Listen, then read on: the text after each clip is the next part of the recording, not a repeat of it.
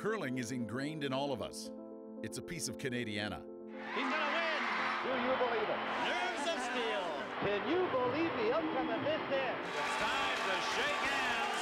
And a standing ovation here from many in this crowd. The new Canadian champions. The Canadian Championship was the main event. But in 2001, there were a lot of issues bubbling to the surface. The game was in big trouble is what the truth is. Curling was in big trouble. There's quite a few different issues, and one of them was certainly a timetable. That's having a tour that lasts a whole season.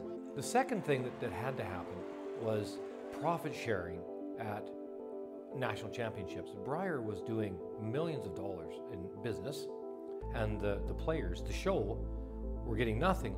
Then the third thing was sponsorship. You need to be able to sell your brand to national sponsors.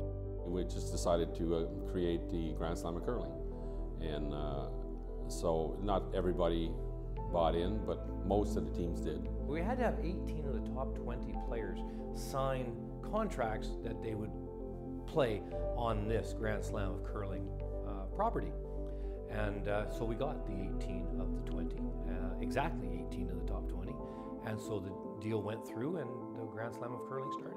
Everyone treated it as a boycott. It wasn't a boycott, it was simply you had a choice of playing in the Grand Slams or in the CCA playdowns. And there was some overlap, so you couldn't play both.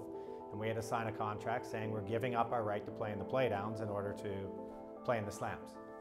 After 2 seasons, common ground was found. We didn't have to commit exclusively to the slams, that we could play in the Briars and such, and we recognized that there was going to be times that there might be conflicts.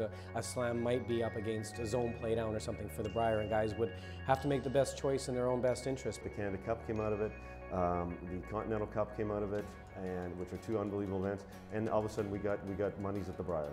What those players did and what they ended up creating with the Grand Slam series was something that allowed guys like ourselves to grow up and to go after something and achieve some results. The Grand Slam definitely brought a level of professionalism to the sport. We're playing in big arenas and playing in front of good crowds for good money.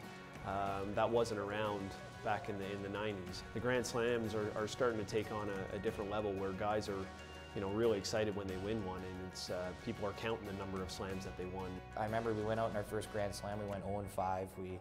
We didn't do well. I think that's typically what happens with a lot of young teams as they come in. It takes time to come out here and learn how to win against the big boys, so to speak. If we didn't have the Grand Slam series, I don't think we'd be where we are today.